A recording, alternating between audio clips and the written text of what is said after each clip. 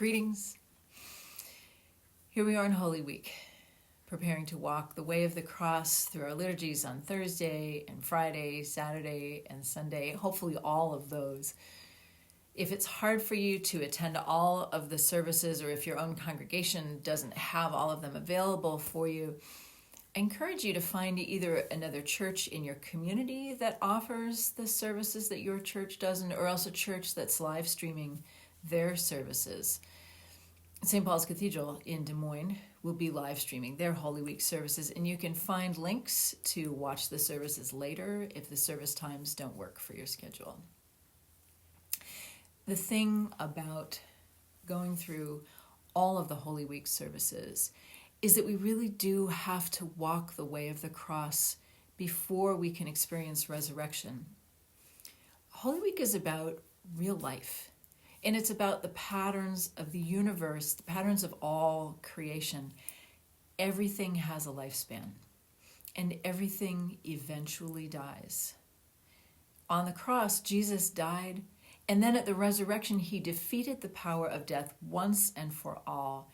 We live in a resurrection world, but in order to experience the resurrection, we have to experience death. On Maundy Thursday, Jesus gives us the model of service and love that he asks us to follow. We participate in the act of service that he demonstrated, washing his disciples' feet.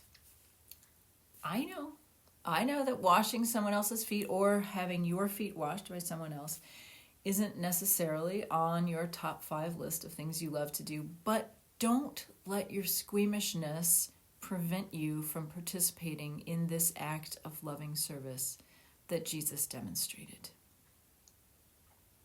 After the foot washing on Maundy Thursday, the service moves into Eucharist, when we remember that Jesus took bread and broke it and gave it to his disciples and told them that it was his body given for them. He did the same with the wine, telling them that the wine was his blood poured out for them.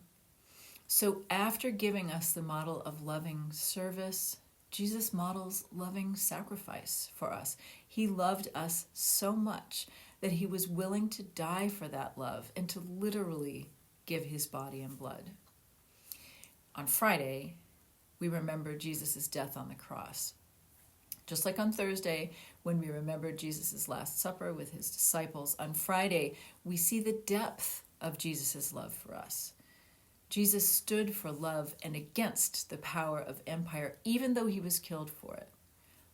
But because he was God, even the Roman Empire, with all its might, couldn't keep him in the grave.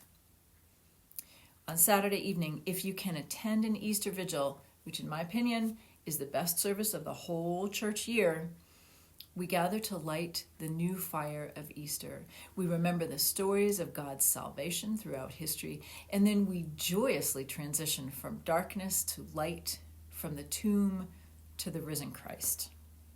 On Easter Sunday, of course, we celebrate Jesus' resurrection from the dead.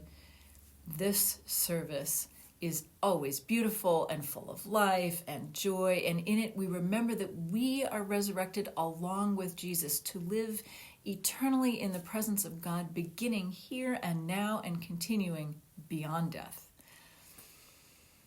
I wish you a blessed Holy Week. May you walk the way of the cross with Jesus, and may you find it to be the way of light and life.